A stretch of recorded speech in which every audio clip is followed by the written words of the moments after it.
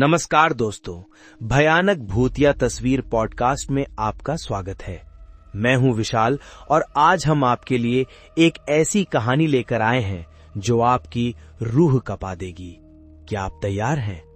नमस्कार श्रोताओं, मैं हूं अनुष्का। आज की कहानी सुनकर आपकी नींद उड़ जाएगी। ये एक पुरानी हवेली और एक अभिशापित तस्वीर की कहानी है, जहां से शुरू हुआ एक ऐसा सिलसिला जिसने कई जिंदगियां हमेशा के लिए बदल दी।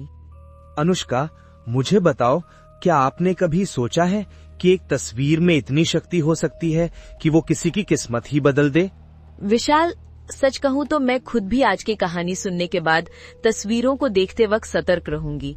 ये कहानी 1920 के दशक की है, जब उत्तर भारत के एक छोटे से शहर रायपुर में ठाकुर जगमोहन सिंह की हवेली में एक अजीब घटना हुई। हाँ, ठाकुर जगमोहन सिंह अपने समय के बड़े जमींदार थे। उनकी विशाल हवेली थी जिसमें कई कमरे थे और हर कमरे में कीमती कलाकृतियां और तस्वीरें लटकी हुई थीं। उनके बारे में कहा जाता था कि उन्हें दुर्लभ वस्तुओं का बड़ा शौक था। वे अक्सर अपने भ्रमण के दौरान अजीब और रहस्यमयी वस्तुएं खरीद कर लाते थे। एक बार ठाकुर साहब वाराणसी गए, जहां उन्हें एक बूढ़ा भिखारी मिला। उस भिखारी के पास एक पुरानी लकड़ी के फ्रेम में बंधी एक तस्वीर थी। तस्वीर में एक युवती थी जिसकी आंखें इतनी जीवंत थीं कि वो आपको हर कोने से देखती हुई महसूस होती थीं। भिखारी ने ठाकुर साहब को चेतावनी दी थी, साहब, ये तस्वीर मत लीजिए, इसमें दुष्ट आत्मा है। ये जिसके घर जाती है उस घर में अशांति फैला देती है। लेकिन ठाकुर साहब ने उसकी बात नहीं मानी और उस तस्वीर को खरीद लिया। ठाकुर जगमोहन को कभी अंधविश्वास में यकीन नहीं था।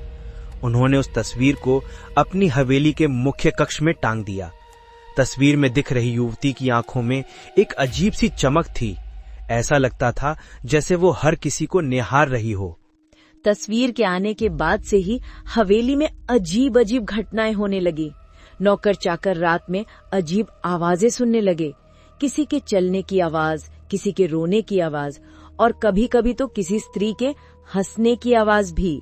धीरे धीरे नौकर चाकर डरने लगे और एक एक करके सभी नौकर छोड़कर चले गए।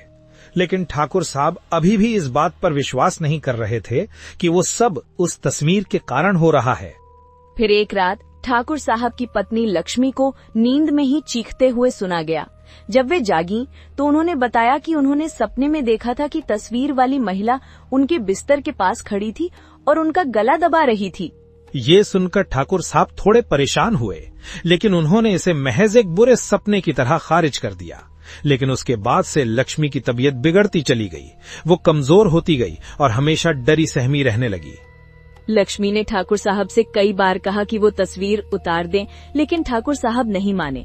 और फिर एक दिन सुबह जब नौकरानी ने लक्ष्मी को जगाने के लिए उनके कमरे में प्रवेश किया तो वे अपने बिस्तर पर मृत पाई गईं। उनके चेहरे पर भय का भाव था और गले पर उंगलियों के निशान थे, जैसे किसी ने उनका गला घोंका हो। ये घटना पूरे शहर में फैल गई। लोग कहने लगे कि हवेली में भूत है। पुलिस को कोई सुराग नहीं मिला और मामला रहस्यमयी मौत के रूप में दर्ज हो गया। इस घटना के बाद ठाकुर साहब टूट गए।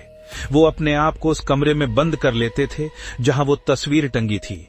वो घंटों उस तस्वीर को देखते रहते थे, जैसे उससे कुछ पूछ रहे हों।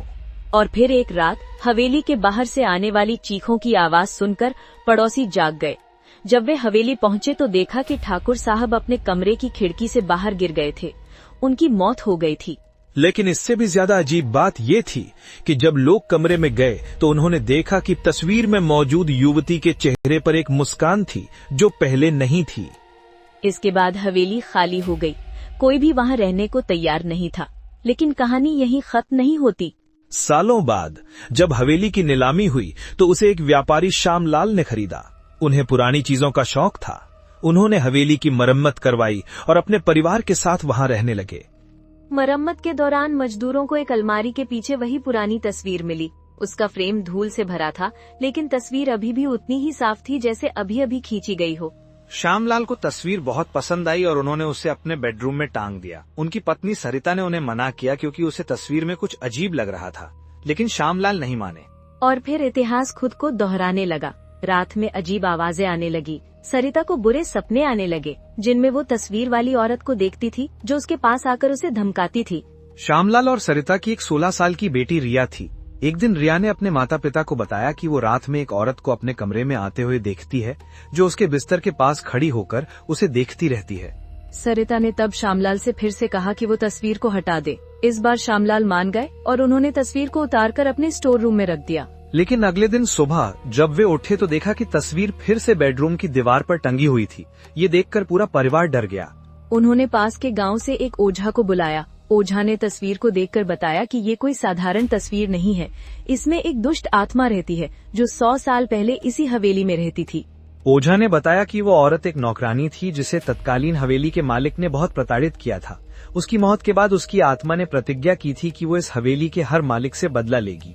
ओझा ने उन्हें एक उपाय बताया। उन्होंने कहा कि तस्वीर को जलाना होगा, लेकिन इससे पहले कुछ विशेष पूजा करनी होगी ताकि उस आत्मा को शांति मिल सके। श्यामलाल ने वही किया जो ओझा ने कहा। उन्होंने पूजा की और फिर तस्वीर को जलाने के लिए आग लगाई। लेकिन जैसे ही तस्वीर जलने लगी, एक तेज चीख सुनाई दी और पूरे कमरे में अचानक अंधेरा छा गया। घबराई हुई आवाज में जब रोशनी वापस आई तो तस्वीर पूरी तरह से जल चुकी थी, लेकिन उसकी राख के ऊपर तस्वीर वाली औरत की आकृति दिखाई दे रही थी, जैसे वो अभी भी वहाँ मौजूद हो। ओझा ने तब कहा कि उस आत्मा को शांति नहीं मिली है, वो अभी भी बदला लेना चाहती है। इसलिए उन्होंने श्यामलाल को सलाह दी कि वे हवेली छोड़ दे और कभी वापस न आए। श्यामलाल ने वही किया। उन्होंने उसी रात हवेली छोड़ दी और फिर कभी वापस नहीं आए।